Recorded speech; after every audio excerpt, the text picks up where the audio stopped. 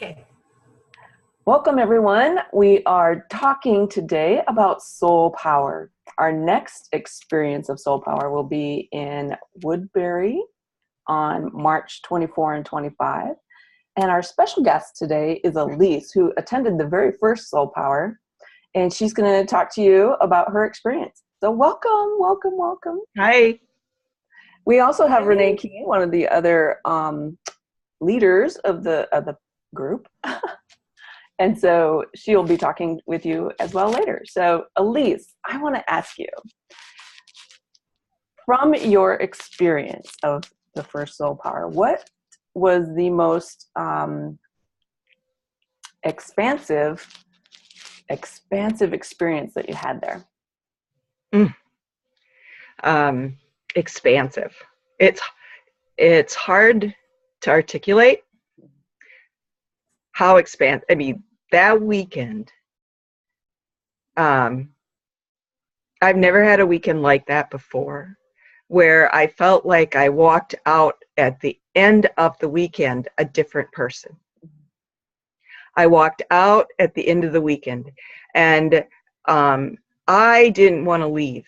It was such an incredible and loving experience that I didn't want to leave. And I think when I think back to Sunday, others didn't want to leave. There were a lot of people just kind of lingering, even though the session, we were done. Right. And so expansive. That's one thing. Love, the love that's there. The other is the information. By Saturday morning, I walked in not really knowing what to expect, and by Saturday night, my head was spinning with so much information, new perspectives on how to look at my world, how to look at myself and my relationship with my ego and my relationship with my higher self. Yeah, that's really powerful, and it's really hard to put it into words. I know that people didn't want to leave, right? Like that was a huge confirmation, I think, for me, was like people felt so comfortable and so safe. Yes. That the trust that was built amongst all the people there, like everyone, Yes, was an extreme compared to what we normally have. Mm-hmm. Including the leaders Right. of the group. You know, we didn't want to leave. We had built such a wonderful community. I mean, we unified, and we it went all the way around. It was a wonderful experience. Mm-hmm. Yeah. And, one thing that I've been looking for is my tribe. I've been looking for my tribe, and I've gone and I've explored Buddhist communities. I've explored other spiritual communities in Minneapolis, not religious necessarily, but spiritual. And I thought, you know, nothing is really kind of feeling like I'm finding people that understand what I'm going through. Right. And when I got to Soul Power, I think that was one thing I was really hoping to find, was my tribe. And I walked out of there, and I think I found some really important people to call my tribe. Mm-hmm. You know, they're the healers, but also some of the people who showed up and participated. Yes. So it built that, you know, if you feel like you're out there and you're experiencing this awakening and you're not sure if others are, I mean, Soul Power confirmed that there's others out there who have questions and who want to learn and who have had the same experiences, similar experiences, I guess. So, and that was confirming too. That was nice. Yeah. You know, when I first asked for something that would literally change the world, the way that people experience the world, that was part of my intent, was that people could find each other, because we are so scattered. And I feel like maybe it's where we live, but we are, it's a lonely world. It's been a lonely world for me for my whole entire life. And finally finding people who have the same heart center. I'm not talking about like-minded people, right? Because Yes. I have found like-minded people and they just weren't my soul tribe. Yeah. This, I feel like, is the gathering. Soul power is definitely the gathering of like-hearted individuals who are here for this particular shift in consciousness. Yeah. Yeah.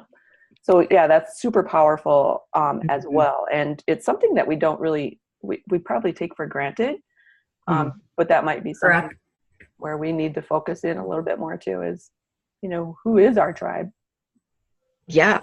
Because it's super important, like right now, you know, because we are having so many out of body, out of consciousness kind of experiences, or what we consider to be out of consciousness, when literally it's unconscious experiences, and we don't have any words to put to them, right? Like we don't have any, we have no prior experience to associate with them. So, and I think that there's still so many people stuck in the matrix who want to pull us back. They want to hold us back. And it's easy to doubt. It's easy to have that fear start to creep in, that maybe you're kind of nuts. And then to find others like-hearted, like you said, like-hearted, and realize, no, this is real. This is really happening. And that's part of why Soul Power was created as it was, because there were the 6 of us each doing our own little thing, and we knew it was bigger. And Angela pointed out how, you know, it is bigger, and collaborating to kind of get the message out. That way we all operate a little differently in our practices. We can reach as many people as possible because we operate differently. So you might hear it from me differently than you would hear it from Angela. And that way we are still a unit, but we're reaching more and more people. So that's what I found really wonderful, because there was a totally different, everyone was different in the group. Right. And there was mutual respect and love among all the healers too. It didn't feel like there was a hierarchy of any kind, you know. It was, and I think from my perspective, you guys might know more at this point, but I didn't feel like I was just the student. I felt on a level of respect too, that, you know, it's not like any kind of learning a situation I've ever been in. Right. And that was one of the things, is to find people who don't have that competitiveness to help explore, you know, all the qualities and the safety of your soul, because we are not programmed to know and understand the soul very much. Yeah. And so competition needed to be off the table. Yeah. And it was. Yeah. Good. There was none. Yeah. Good. Thanks. Yeah. That's good to know. That was a goal. Yes. A very big goal. So, can you start at the beginning of the experience at all, Elise, and just help our audience see what you saw when you came in, how we began? Speak to that maybe a little. Sure. Well, when I got there, I wasn't sure what to expect. But it was interesting when I registered, picked up my name tag. I felt a connection immediately with Renee. And I even said, "Do I know you?" And she said, "No, but we probably do know each other, you know." And it was like an immediate, for me, it was like, "Oh yeah, all right," you know. But then as we officially got started, when all the healers sat down in front of us and said, "Ask us your questions. We're here to channel." And I thought, oh, people are going to ask, you know, what is this in my life? And participants started to ask, how do you do what you do? what is it that you do and how do you do it? And it was like, that's definitely been a question that I've had. When I see my own coach, intuitive coach, I'm just amazed at what she can do. And so it was really nice to start off, because I think all of the participants were at that place where, who are you?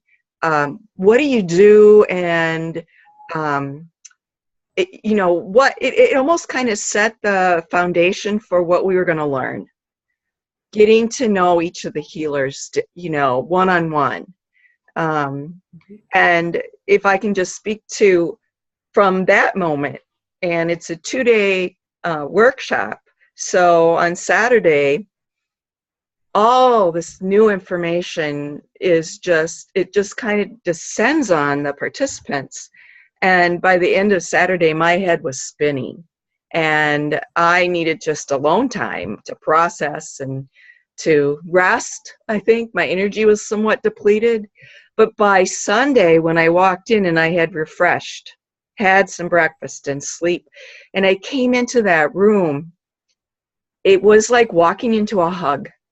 There was so much love, which made Sunday especially special. There was so much love in that room that it made every breakout session that day incredible. And when we broke out into those groups and we had just picked our keys, we picked our keys at the beginning and it was all random. And I realized that I was in a group with people I had already felt a connection with from Saturday. And I thought that was, synchronicity, but it was amazing that then that we could get to know each other even better because of the breakout sessions. And then at the end of the day, no one wanted to leave.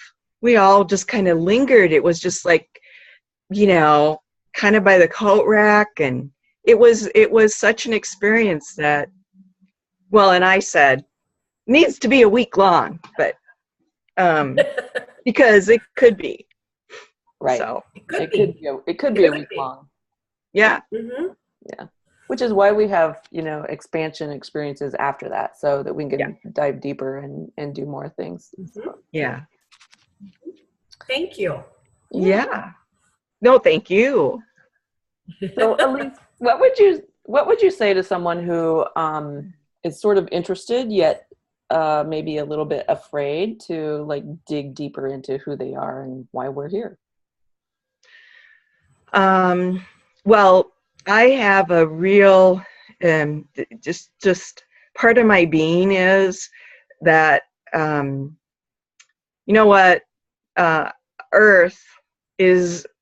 Mother Earth is headed in a direction that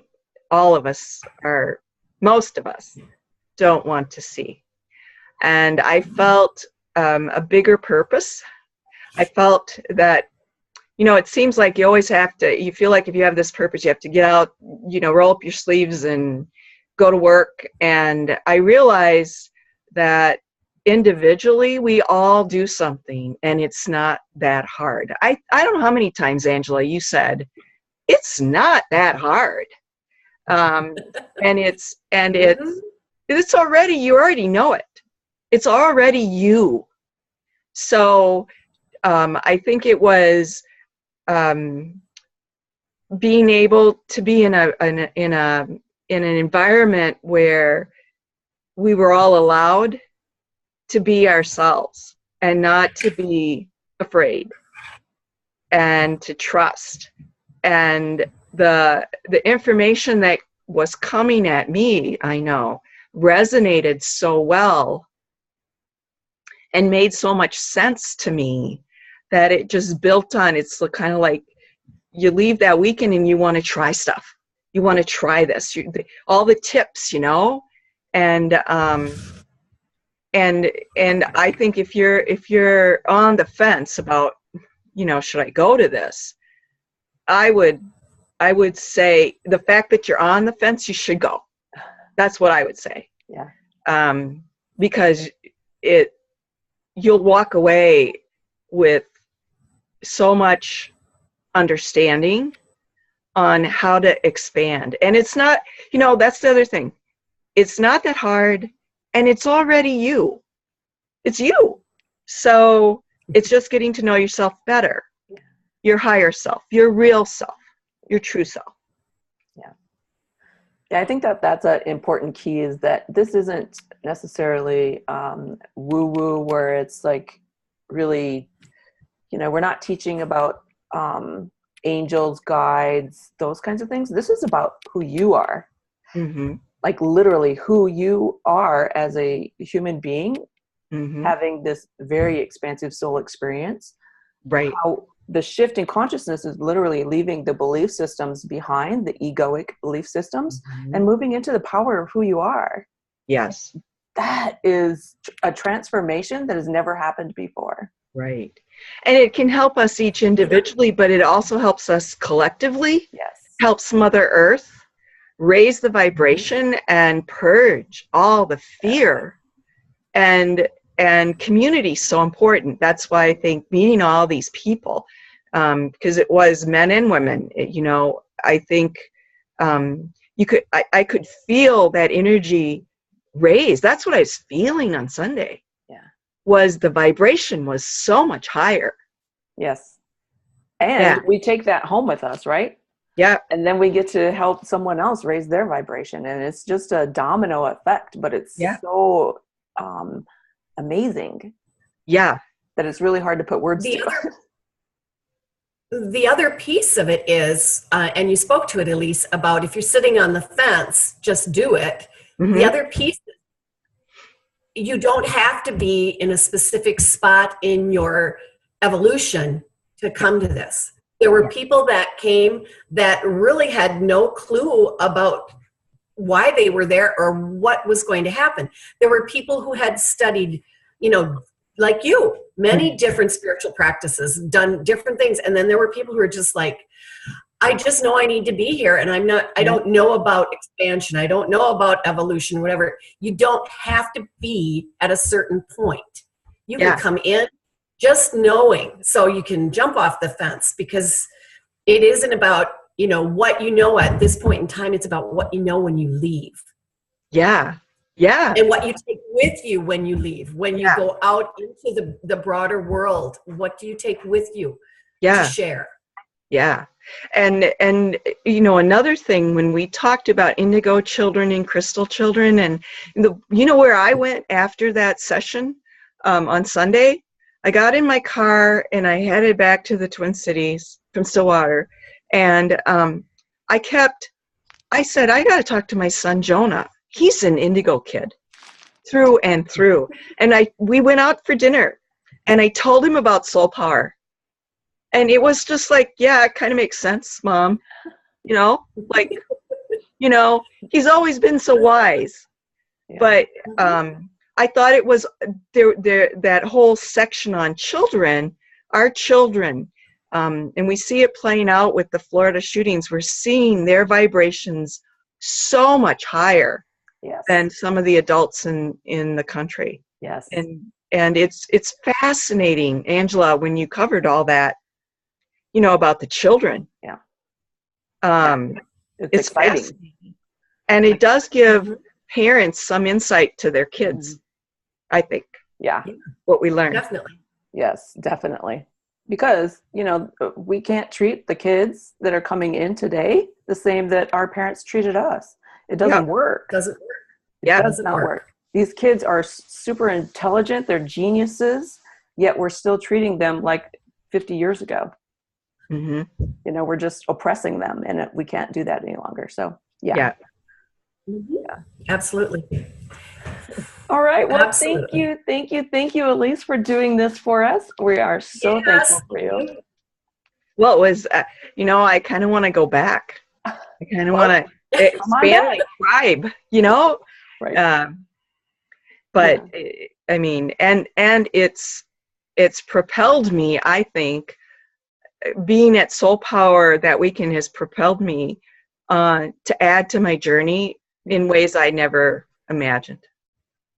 Yeah, It's very freeing, isn't it? Like, that's one thing that I know when I dive deeper into myself is how free I feel. Yeah. Yeah. So again, thank you so much. Thank you, Renee, for being here with us. We hope to see every one of you at this next Soul Power event. Yes. So All right. Yeah. Thank you. All right, Bye. thank you. Bye.